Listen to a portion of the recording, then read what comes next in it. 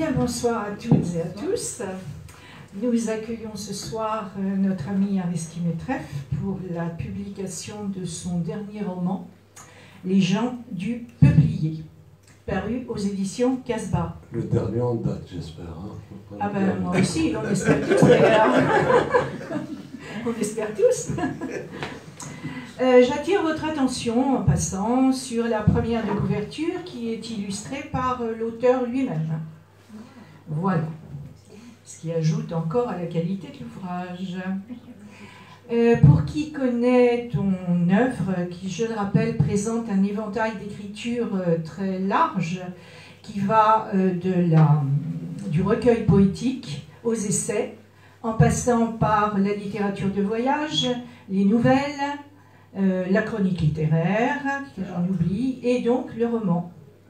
Le roman et le théâtre, voilà, je savais que j'oubliais tant il y en a. Et donc, on va retrouver dans Les gens du Peuplier des lieux, des personnages, des thèmes déjà évoqués, notamment dans le roman qui précède, La rue de la nuit, qui est paru, lui, en 2019. On va donc retrouver cet univers très particulier d'une cité, la cité fictive du Peuplier, qui est le lieu de la genèse de ses personnages, mais genèse aussi de sa création littéraire. Et on retrouve donc non seulement ces personnages, c'est un lieu magique, mais aussi parfois tragique, même si la fantaisie et l'humour prennent le dessus. Donc c'est une cité qui va façonner des personnages dépeints de façon si réaliste qu'on pourrait croire qu'ils ont existé. Tout comme pour le village de Macondo, qui fait référence à Garcia Marquez, ou encore pour un comté fictif des romans de Faulkner, il est difficile de concevoir que cette cité ait été imaginée à partir de rien. Donc ma question, c'est quelles sont tes sources d'inspiration, ou comment le romancier que tu es passe-t-il de la réalité à la fiction? Bonsoir. Vraiment une question difficile. Hein. Non, je ne sais pas, mais je crois que moi j'aime beaucoup la littérature,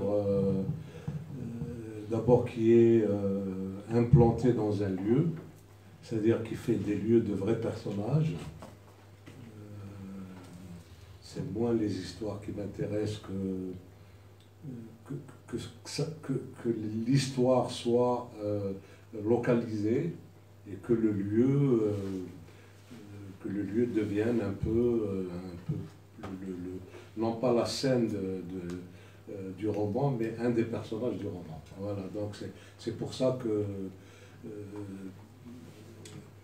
ce qu'on trouve chez beaucoup d'auteurs, hein, on y viendra peut-être, mais comment on passe de la réalité à la fiction, en fait, il suffit juste de changer les mots. Enfin, je veux dire, parce que tout ce qu'on écrit, tout ce qu'on peut imaginer, peut exister, peut avoir existé, peut exister à l'avenir. Donc, c'est juste comment des faits, des personnages, etc.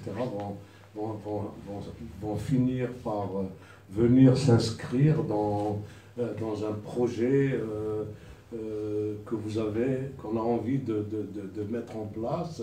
Et alors là, on commence à braconner un peu d'une façon, en cherchant dans la réalité, dans les autres livres. Je crois que c'est Marquez qui disait que, comme les universitaires qui mettent la bibliographie de tous les livres qu'ils lisent pour écrire, il dit les romanciers aussi doivent faire une espèce de bibliographie des romans qui les ont poussés à écrire, parce que c'est vrai que on n'écrit pas ex nihilo, quoi. À mon avis, si on ne lit pas, on n'écrit pas.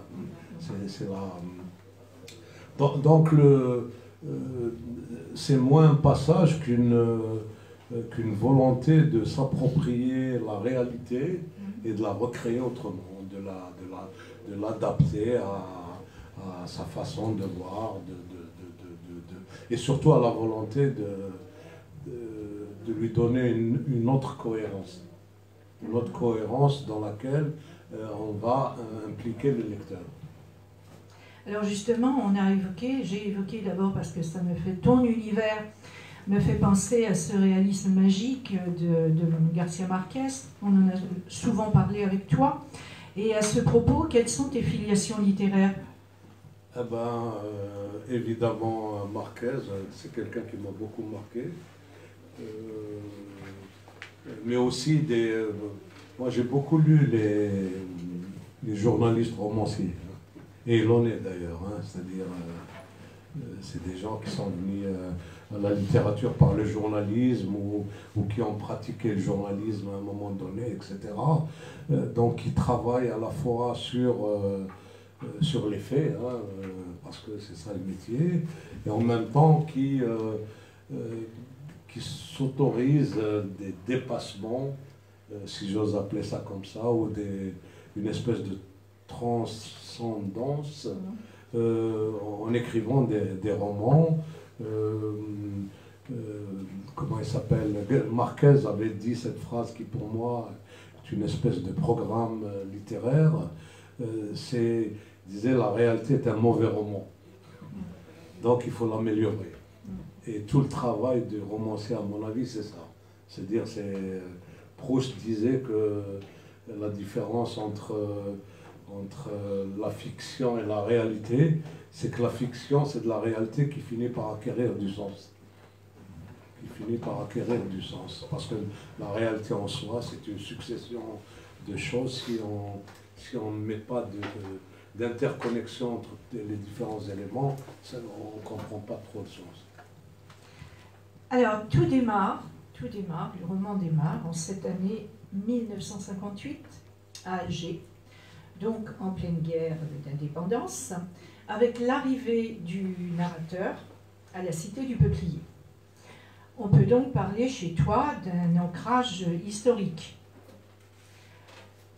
En quoi ce passage par le roman peut-il, selon toi, aider à mieux comprendre la grande histoire, sachant qu'il y a, on en parlait tout à l'heure avec Ben, sachant qu'il y a toute une génération, et même très large, qui ignore totalement son histoire. En quoi passer par le roman peut-il aider à toucher ce lectorat, à mieux comprendre la grande histoire, voire à combler les lacunes de la grande histoire?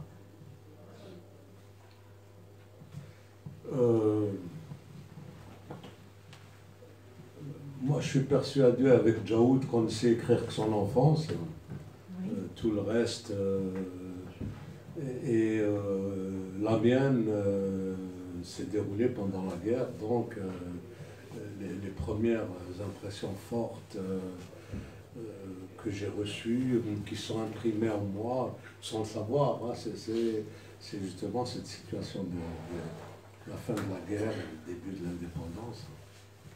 Et donc, en écrivant ça, en écrivant ces scènes, un peu de souvenirs d'enfance pendant la guerre à l'école, dans le quartier, etc., c'est vraiment pas du tout une volonté de suppléer peut-être aux carences des historiens qui, eux, nous donnent des dates et des faits et pas de l'émotion, hein. C'est pas du tout leur rôle. C'est juste que ça a imprimé des choses en moi que j'avais envie de dire. Mais si ça peut aider effectivement à avoir une lecture plus sensible d'un moment de l'histoire, j'en suis ravi. Hein. J'en suis ravi. Parce qu'effectivement, c'est un regard très subjectif. Et puis, je me suis efforcé quand même, en tout cas dans ces passages-là, à garder un regard d'enfant, c'est-à-dire qui ne comprend pas tout, ou qui essaye de dire les choses avec la simplicité des enfants. Ce qui fait aussi le charme de cette écriture. Je vais vous lire justement deux petits passages à cet égard. Les 4 classes du rez-de-chaussée étaient réquisitionnées par les parachutistes de Bijar. On les voyait faire leur gymnastique dans la cour et leurs exercices de tir derrière l'école. Ils nous insultaient, nous traitaient d'avortons de bougnoules. De temps en temps, ils chopaient l'un d'entre nous pour lui intimer une corvée, laver une gamelle, nettoyer la salle de classe, transformer en casernement. La mésaventure arriva à Hassan. Un jour, à la récréation de 10 heures, Boulaya, le para à la barbe rousse, qui remplaçait parfois l'instituteur, toujours flanqué de son chien berger, l'apostropha Manu Militari. « Amène-toi, fils de Félaga !» Un autre extrait. La cité était surveillée par l'administration militaire qui nous contraignait à signaler toute personne de passage. À l'exception des instituteurs et des parachutistes, toute la cité était indigène. Tout visiteur, fût-il un membre de la famille, devait être déclaré auprès d'un chef d'îlot désigné par l'armée. Cette obligation ne dispensait pas des descentes nocturnes des militaires. Après un réveil fracassé au milieu de la nuit, nous devions nous aligner dos au mur dans le salon où nous dormions. J'ouvrais les yeux sur les rangers. La vision de ces godillots noirs est restée pour moi comme le symbole d'une vie sous la botte. Voilà. Alors, la cité va accoucher d'une kyrielle de personnages, des personnages truculents, flamboyants, des personnages qui cassent les codes, des personnages qui restent longtemps dans la mémoire du lecteur, tant ils sont singuliers. Ce sont des personnages dont les principaux font l'objet d'un chapitre, par exemple. Je dois dire qu'on se régale, hein, tant l'humour est partout présent. On a ainsi le gargantuesque Bouftika.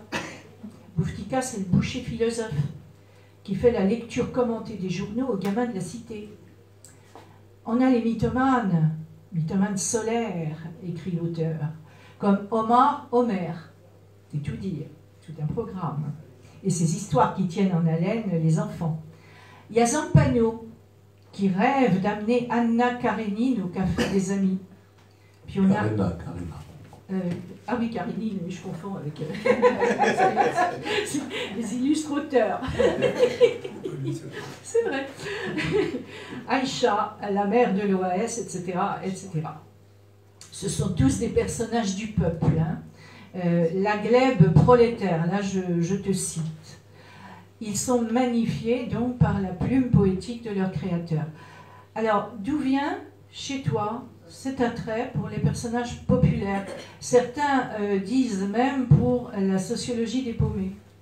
Ça, c'est un ami, Hamza Debar, à qui j'ai envoyé le livre, qui m'avait répondu c'est vraiment la sociologie des paumés.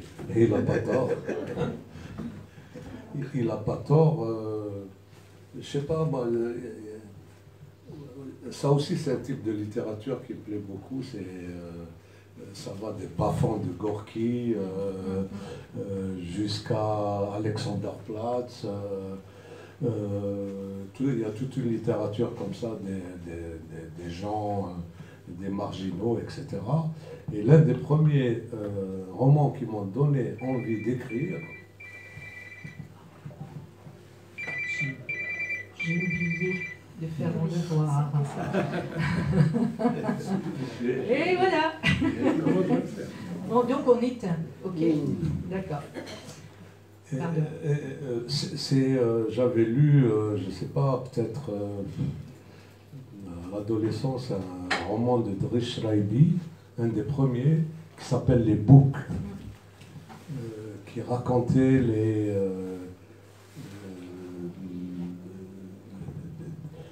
des histoires de clochards maghrébins au Kremlin-Bicêtre. C'est un livre très fort, un roman très fort c'était un des premiers romans que j'ai lus avec des personnages en dehors de notre littérature algérienne, Kateb Yassine, Mouloud Ferraoun, Mouloud Madri, etc.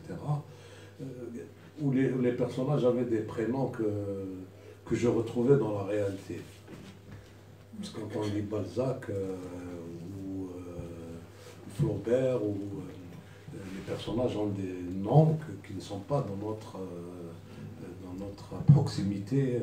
Donc c'est la première fois où je vois des Bouzid, des Bachir, des Areski, des machins, voilà, des gens qui sont habituellement n'ont pas droit à être dans les livres, quoi, à être dans les romans, dans les histoires qui sont écrites, etc. Donc voilà, je crois que c'est de là, et puis aussi du vécu qui fait que j'ai toujours été intéressé plus par les gens, les histoires des gens un peu marginaux,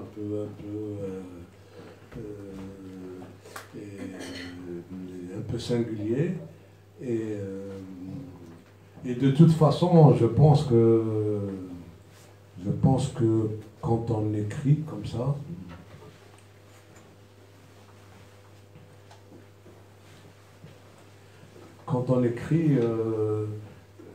je pense que les personnages très ordinaires ne sont pas très intéressants. Les personnages très ordinaires ne sont pas très intéressants.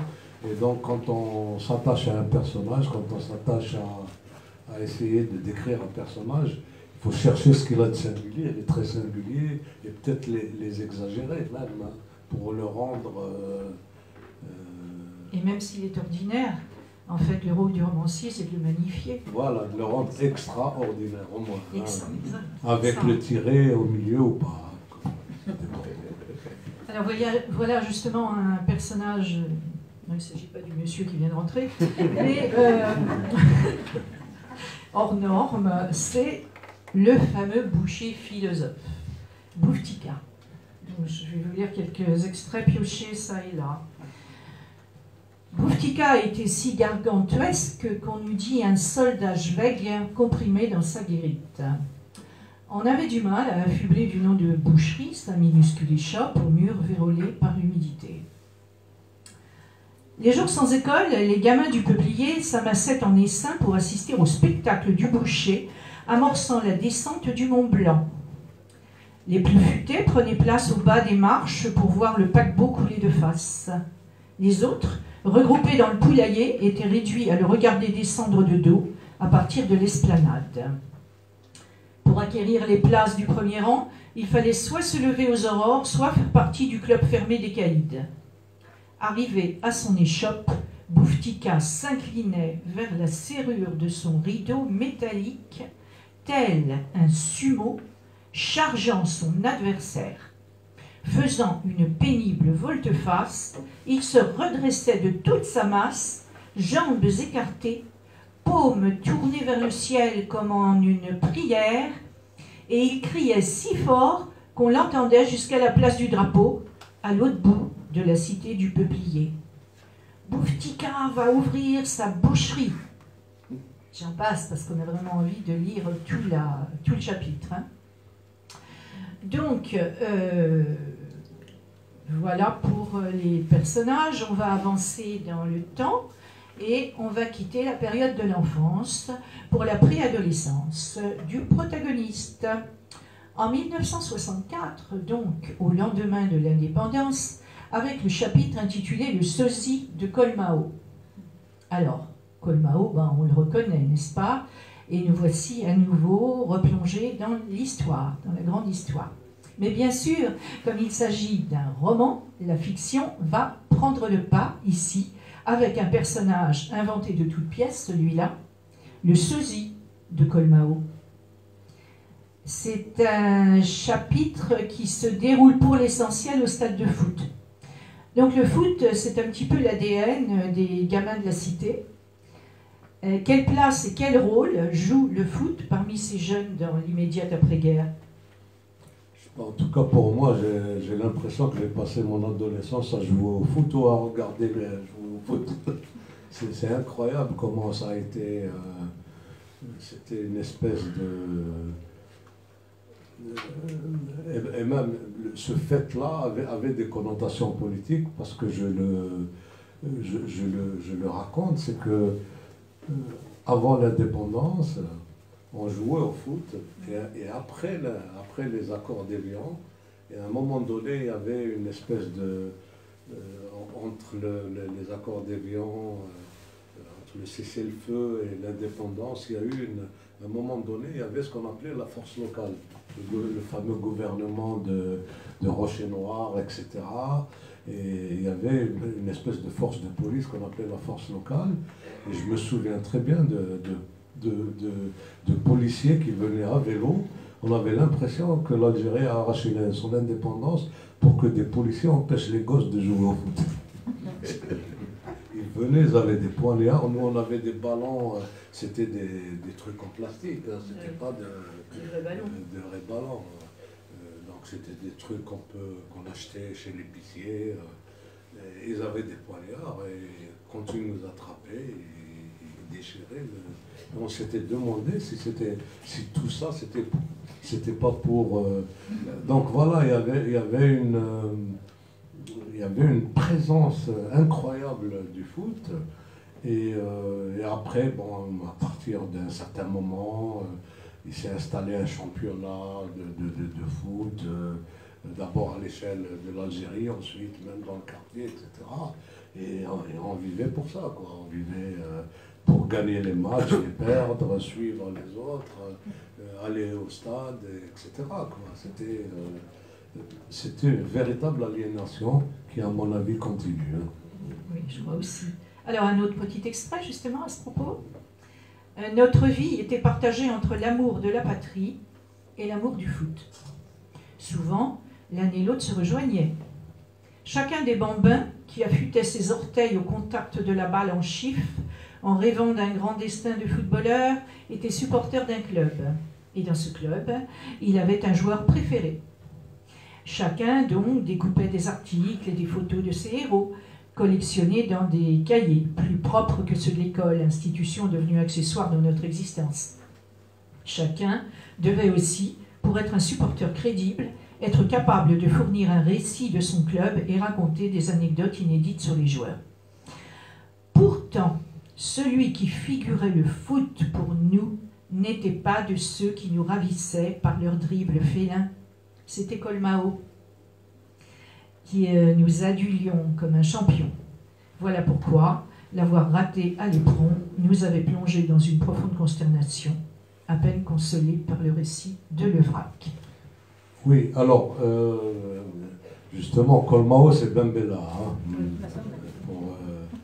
Et à cette époque-là, on était impressionnés parce que Bembella avait été joueur de foot. C'est ça qui nous intéresse. Il avait joué à l'OM, tout le monde le sait. Hein. Il a été junior à l'OM. Et ça nous vraiment... pour nous, c'était... voilà, c'était plus important que... bon, après, là aussi, c'est raconté, on saura que c'est le foot qui lui coûtera, puisqu'il sera destitué après son retour du match Algérie-Brésil à Oran, le 18 juin. Il rentre à Alger. Voilà, il avait été... Eh oui, le foot, ça peut être fatal parfois. Donc notre protagoniste va sortir de la cité du Peuplier pour parcourir le monde. Études de cinéma en URSS, exil à Paris, puis à Hollywood, avant de revenir dans la matrice algéroise. Le cinéma, autre point fort avec le foot, c'est le cinéma. Le cinéma tient un rôle de premier plan dans cette histoire. D'ailleurs, ton style très très visuel, ta capacité à créer de l'émotion, ton sens du détail sont de ce ressort. Quelle place tient le cinéma dans ta vie, ton enfance, ta jeunesse? Une grande place. J'ai vu mes premiers films un peu comme tout le monde. Le tout premier film que j'ai vu, c'est à l'école, c'était Fanfan la Tulipe, je crois. On avait projeté ça. Puis après, c'est surtout quand on était adolescent, on s'est mis à fréquenter les salles de cinéma. On s'est mis à fréquenter les salles de cinéma et là, on avait vraiment acquis, j'allais dire, une culture du cinéma plutôt commercial. Hein. C'était bien sûr les salles de quartier. Et puis il y avait aussi, alors là, j'en parle pas, mais c'est tout un chapitre à lui tout seul, c'est cette fréquentation du cinéma hindou.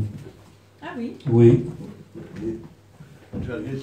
Janeto, et pas loin de chez moi, il y avait une salle de cinéma. Il y avait une salle de cinéma qui ne projetait que des films hindous. Et c'était pour un seul billet, on avait droit à 2 films. Et 2 films, c'est 2 fois 3 heures. Alors, je ne te dis pas, il fallait préparer ça la veille. C'est comme si on allait en voyage, quoi. Hein, donc, mais quand même, ça nous faisait évader, puis voir d'autres réalités.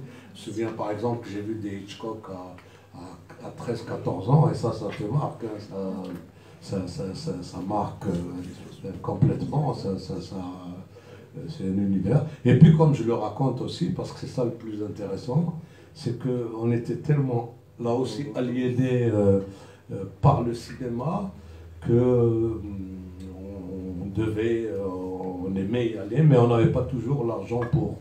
Il n'y avait pas les moyens, alors on a trouvé une astuce, j'en parle. D'ailleurs, quand des copains ont lu ça dans d'autres villes d'Algérie, ils m'ont dit, nous aussi on avait ça, on faisait ça. On cotisait pour envoyer quelqu'un voir le film et le raconter après. Voilà. Et on se mettait en situation de... C'est-à-dire, on était assis, lui il était debout, un peu comme s'il jouait le film. Et au début, on faisait ça de façon... chacun son tour, quoi, hein, pour que tout le monde en profite. Mais il y en avait un qui racontait tellement bien qu'un film d'1 heure, il mettait 6 heures à le raconter. Donc on était vraiment... Et voilà, donc bon, je ne vais pas dire la fin parce que ça serait la fin si je racontais ça.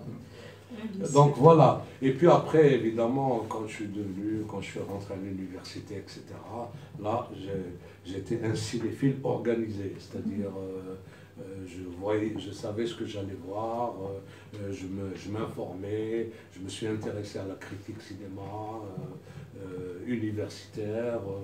Là, c'est devenu autre chose. Hein, d'ailleurs, ça perdait un peu de sa... mais je suis resté quand même un bon cinéphile et un bon spectateur surtout. Et un attrait pour l'image quand même, puisque tu as touché toi-même. Oui. Voilà. Oui. Passons aux femmes. Pour l'essentiel, il y a 2 figures féminines dans ton roman. Il y en a d'autres. Hein. Mais 2 principales, c'est Aïcha, la mère de l'OAS. C'est un magnifique portrait de femme, tragique aussi, qui pourrait faire un roman à lui tout seul. Et Maya. Alors Maya, c'est la vampe hollywoodienne. Femme fantasmée par le protagoniste amoureux. Et accessoirement, il y en a une 3e, mais plus fugace, celle-ci. C'est la Russe Elena, qui se fait épouser pour quitter l'Union soviétique. Ce sont surtout les 2 premières qui nous intéressent, et entre les 2, c'est le grand écart, hein, entre Maya et Aïcha. En lisant ces portraits, je me suis interrogée sur la représentation que pouvait avoir un jeune d'une cité algéroise, la représentation qui pouvait se faire de la femme dans un milieu sans mixité. Eh ben, tu réponds à la question. Tu réponds à la question. Le cinéma, ça faisait justement... parce que, en tout cas, moi, j'ai fait... j'ai fait une école de garçons. Il y avait une école de filles, mais c'était séparé. J'ai fait un lycée de garçons. Ce n'est qu'à la fac que j'ai connu un peu de mixité dans les études. Hein. Et donc, c'était un univers de garçons. Le quartier, c'est vraiment un univers de garçons. On ne parlait pas de ça, on ne parlait pas et on avait évidemment une admiration sans borne pour les actrices de cinéma. Voilà, c'est toute la fantasmagorie passait par là. Donc, effectivement, dans l'univers de représentation du quartier, la femme est une scotobisation totale. Je veux dire, y a pas de... Les filles, on les voyait passer pour aller à l'école, oui, on dragotait un peu, mais c'est vraiment de loin, voilà. Après, c'est difficile d'intégrer. Souvent, on se demande, on dit que les écrivains algériens, la seule femme qui existe dans leurs livres, c'est leur maman, ce qui est vrai. Mais c'est pas que dans leurs livres, c'est aussi dans leur, souvent dans leur, dans la façon dont c'est vécu, quoi. Alors là, avec le personnage de Maya, c'est une pure création. Tu me demandes si elle existe. Non, c'est un roman, je le rappelle, parce que souvent, il y a quand même une confusion. Parmi les lecteurs, beaucoup viennent te voir en disant « Ah oui, mais un tel... » Non, mais ça, bon, c'est... Voilà. Mais c'est intéressant, justement, parce que justement, dans la littérature algérienne, c'est assez rare, hein, ce genre de personnage. Non, j'ai imaginé... D'ailleurs, je voulais en faire un roman en soi. Je voulais imaginer une grande actrice hollywoodienne qui est née de Marilyn Monroe et de Kennedy. D'accord. C'était ça le... Oui. Ce qui n'est pas, qui n'existe pas. Hein. Mais on peut imaginer une histoire comme ça. On peut imaginer... Et à l'origine, c'était le roman que je voulais écrire. Hein. Je voulais imaginer ce scénariste qui rencontre cette fille, qui est née des amours entre Kennedy et Marilyn Monroe, parce que c'était quelque chose qui, quand on était adolescent, avec Marilyn, etc., Kennedy avait, à un moment donné, été entré dans le monde. Oui, bien voilà. sûr. Bien sûr, c'est de la fiction. Hein, Donc, bon, écoute, on a fait le tour d'un certain nombre de questions essentielles. Il y en aurait beaucoup d'autres, bien sûr. J'ai choisi, pour conclure, un passage qui va résumer l'itinérance du héros à travers le destin du peuple auquel il appartient. Donc, je vais vous lire ça. Tout était paradoxe, surgissant comme un vomi et une jubilation. Tout en vrac, dans un imbroglio, l'enfance au peuplier, les études avant et après l'indépendance, la dictature, la canicule, l'ennui à te plaquer comme une feuille de journal contre le mur de la déshérence, le dégoûtage, un mix du dégoût et de l'âge qui avance. Le foot et les mythologies afférentes, le lycée et ses histoires, puis le départ en Union soviétique, à la fois comme une rédemption et un naufrage, le retour flanqué d'Helena, l'immersion dans l'insignifiance d'un quotidien corseté par l'autoritarisme et la veulerie, l'abandon de tout rêve, si tant est qu'il en ait jamais existé un. Puis était venu le temps des assassins et de la peur, d'un nouvel exil, âmes en peine, âmes mortes, âmes sans repos, errant à travers la topographie des exils, des villes et des pays des autres, et puis encore Hollywood, le salut de la rencontre avec Maya.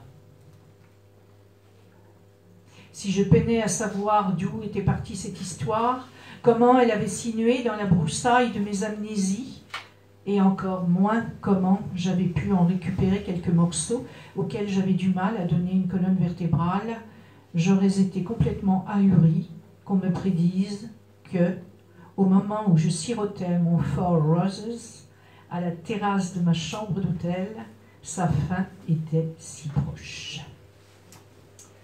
Voilà. Donc, veux-tu ajouter quelque chose ou on donne la parole à la salle?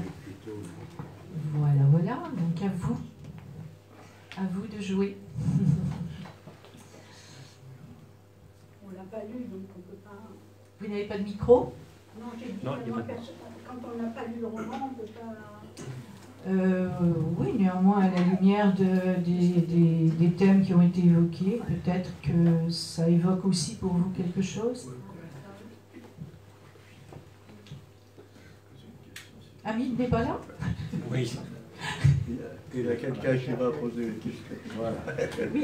La première question de micro. service. Abderrazak, tu donnes le micro.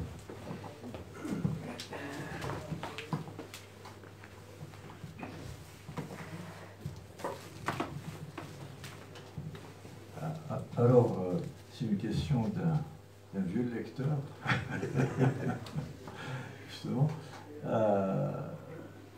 Il y a des images qui parlent aux gens de ma génération.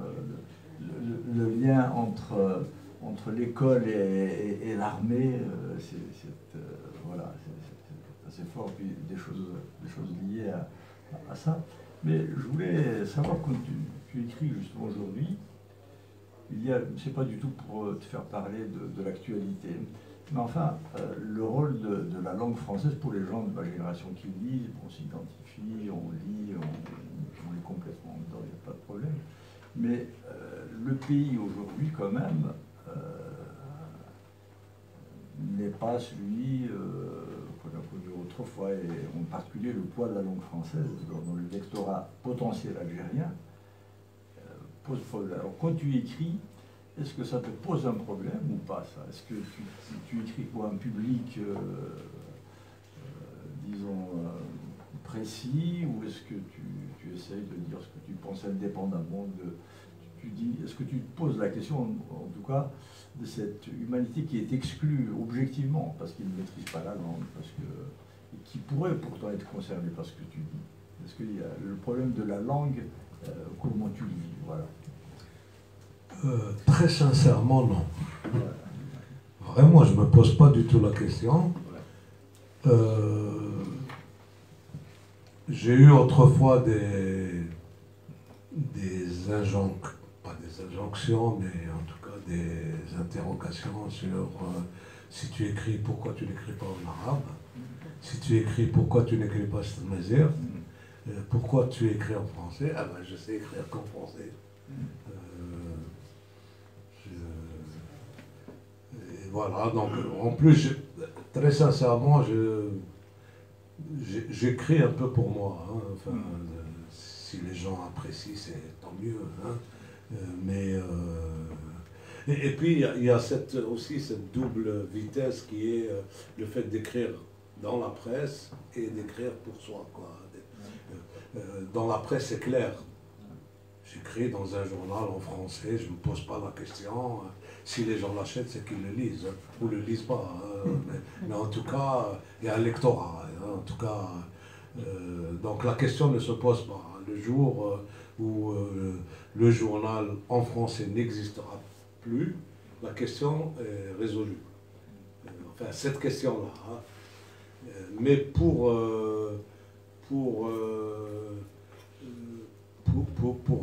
écrire des choses un peu plus personnelles, un peu plus... moi, je me pose pas la question. Je me pose pas la question parce que les réponses me font peur. Vraiment me font peur. Hein. C'est-à-dire, je me dis,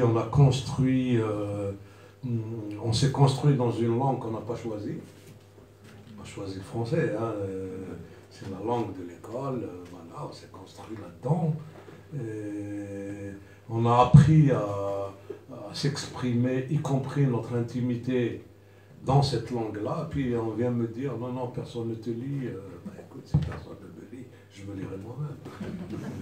Donc, pour te répondre très sincèrement, je ne me pose pas cette question-là. Hein. Et puis, c'est pas toujours, je sais pas, par exemple, ce livre, j'ai eu vraiment beaucoup de lecteurs en Algérie. Enfin, j'ai passé 2 mois là, j'ai fait il y a eu beaucoup de monde. Je ne sais pas s'il y a autant de gens qui viennent acheter des livres en arabe. Franchement, parce que, bon là, c'est une vieille question. Je me souviens d'une réponse de Mouloud Qassim.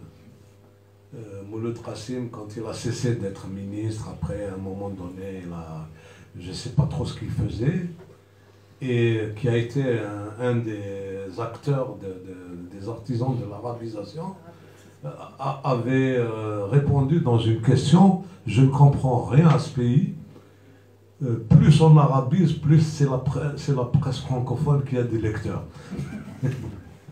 Il avait dit dans une interview qui avait fait scandale d'ailleurs dans les années 80, et effectivement,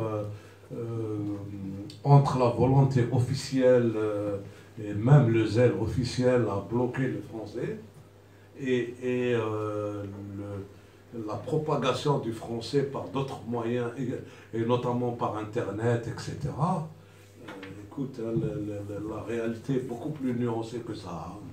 Beaucoup plus nuancée que ça. Maintenant, effectivement, les jeunes ne s'intéressent pas du tout, ou beaucoup moins, à la littérature de façon générale. Que ce soit en français, en arabe, ou... voilà. Mais moi, je ne me pose pas la question parce que la réponse me fait peur. Voilà.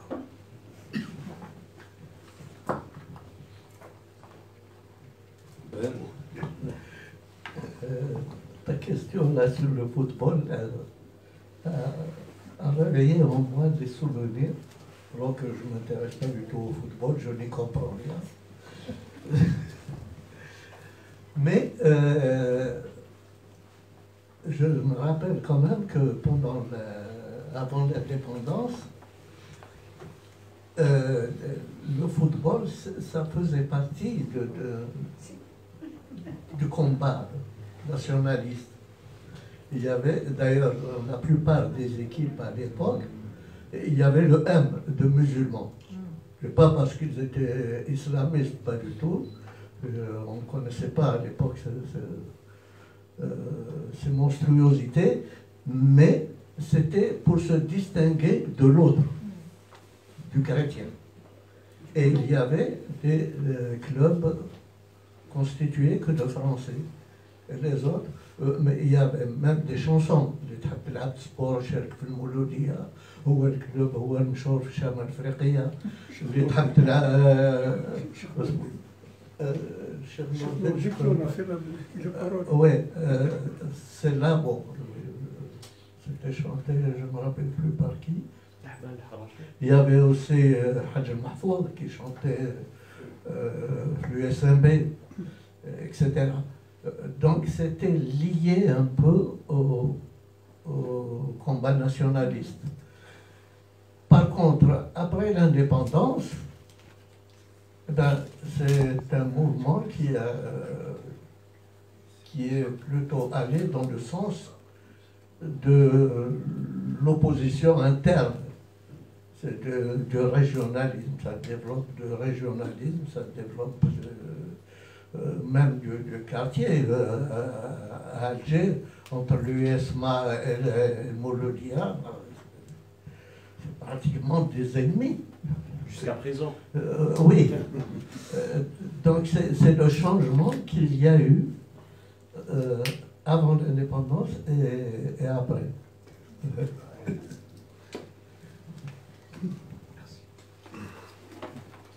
D'autres questions ou expressions?